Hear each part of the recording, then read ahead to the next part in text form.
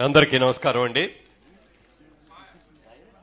చాలా వేదికల మీద చాలా సార్లు మాట్లాడినా ఇవాళ ఈ వేదిక మీద మాట్లాడాలంటే నిజంగా భయంగా కూడా ఉంది. ఎందుకంటే వచ్చిన అందరూ కూడా మనస్సు విప్పి ఎంత ఆత్మీయంగా మాట్లాడారు, ఎంత అనుబంధంతో మాట్లాడు, ఎంత ప్రేమతో మాట్లాడారు.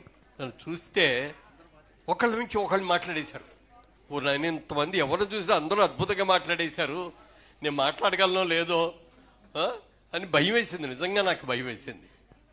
అందులో రాజేంద్ర ప్రసాద్ వచ్చినప్పుడు మరీ భయం అయిపోయింది. గణేష్ చూస్తే దుమ్ము దులిపెళ్ళాడు.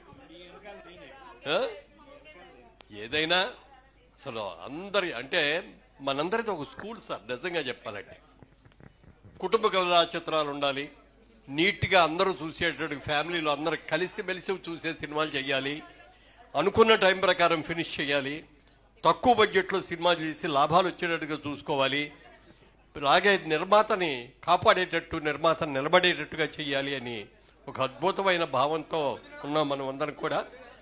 మరి రాజేంద్ర ప్రసాద్ గారు ఎన్ని సినిమాలు అలాంటివి చేశారు, ఎంత పెద్ద హిట్స్ చేశారో. చిన్న బడ్జెట్తో పెద్ద హిట్, పెద్ద సినిమా తీసి సూపర్ హిట్ అవ్వచ్చు, అది వేరు.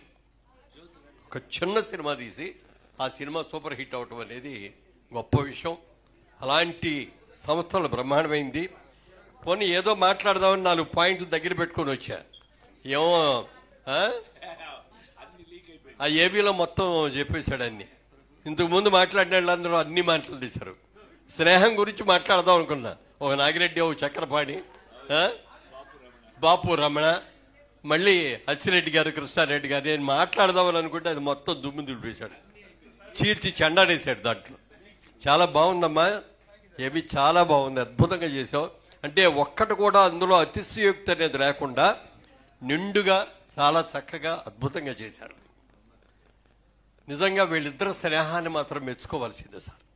సినిమా ఇండస్ట్రీలో ఇద్దరు పార్ట్నర్స్ కలిపి సినిమా తీయటం అనేది కూడా ఎక్కడ జరగదంటే జరుగుతుంది కానీ నిలబడదు. ఓ సినిమా అయ్యాకో 4 సినిమాలు అయ్యాకో కష్టం అంతా నాది, డబ్బులన్నీ నాయి, పేరు అన్ని ఆయన కొట్టేస్తున్నాడు, హీరోయిన్ల పక్కన ఉండి ఆయనే ఫోటోలు తీయించుకుంటున్నాడు, నన్ను అసలు లెక్క చేయట్లేదు, ఇలాంటివన్నీ చాలా వచ్చేస్తాయి, డిఫరెన్స్ ఆఫ్ ఒపీనియన్లు. దాంతో విడిపోతూ ఉంటారు. కానీ మీ ఇద్దరు స్నేహం అసలు అమ్మోఘం. అందులో రాశాడు ఇద్దరు మనుషులు కలిపి ఒకే మనిషిగా ఉన్నారు అని. నిజంగా ఇంత అద్భుతమైన ప్రేమతో ఒకళ్ళనొకళ్ళు అర్థం చేసుకొని ఆయన ఏం చెప్పారు మీరు అది 100కి 100 పాళ్ళు వింటారు, మీరేం చెప్పారో అది 100కి 100 పాళ్ళు ఆయన వింటారు.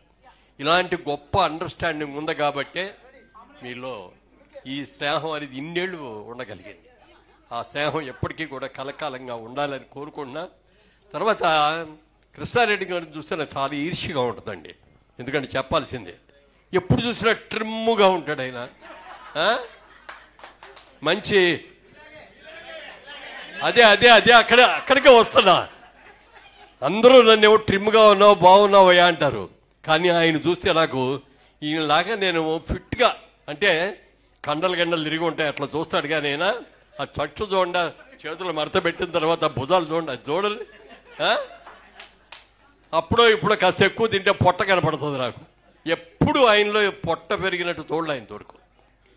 ఇవాళ ఈ ఫంక్షన్కి వస్తున్నానంటే కృష్ణారెడ్డి గారి ఫంక్షన్లో ఉన్నాం మనం అంటే ఎలా డ్రెస్ వేసుకోవాలి, ఏ షర్ట్ వేసుకోవాలి, ఏ ప్యాంట్ వేసుకోవాలి, ఆయన్ని మించి ఉండలేను. కానీ ఆయనకి సమబుజ్జిగా ఉండాలి కదా.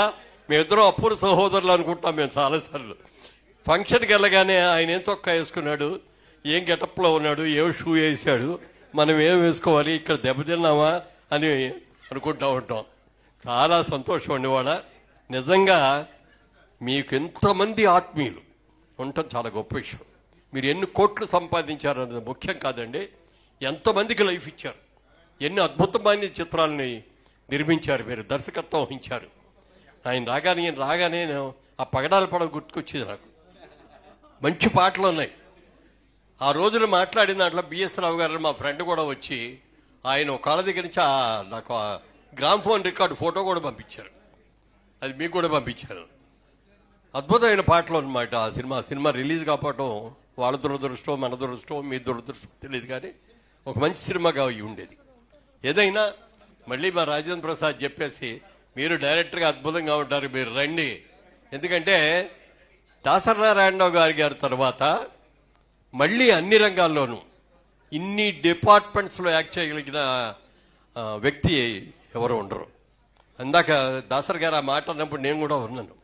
నాకంటే నువ్వు ఒకటి ఎక్కువ అయ్యా, నేను అన్నీ చేశాను కానీ మ్యూజిక్ డైరెక్టర్ చేయలేదు, అది నువ్వు కూడా చేసావని. మీకు మ్యూజిక్ నాలెడ్జ్ చాలా ఎక్కువ. మీ సినిమాలన్నీ చూస్తూ ఉంటే, మీ సినిమాల పాటలన్నీ కూడా వింటూ ఉంటే ఎంత అవగాహన అండి.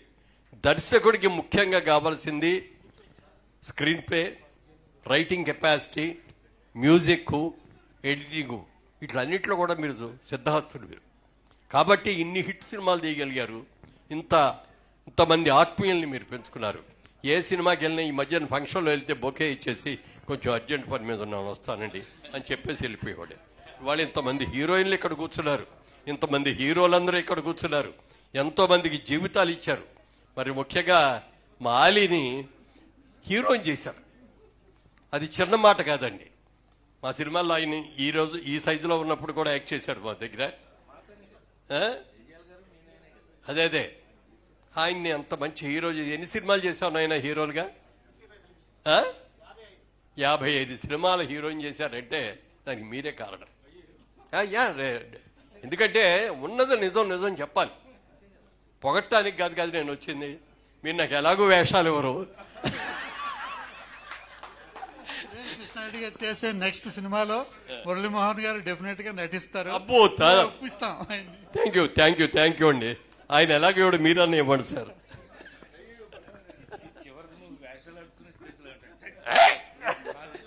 అంటే అలా కాదు, లెవెల్లోకి ఇవ్వాలి కాదు, ప్రేమ. సినిమాలో యాక్ట్ చేసిన తర్వాత ఇంకా లైఫ్ లాంగ్ సినిమాల్లోనే చెయ్యాలని ఆ తపన మనందరికీ, ఆ తపన. ఇవాళ డబ్బుల కోసం కాదు, ఒక మంచి క్యారెక్టర్ చేయాలి, ఒక మంచి డైరెక్టర్ దగ్గర చేయాలి.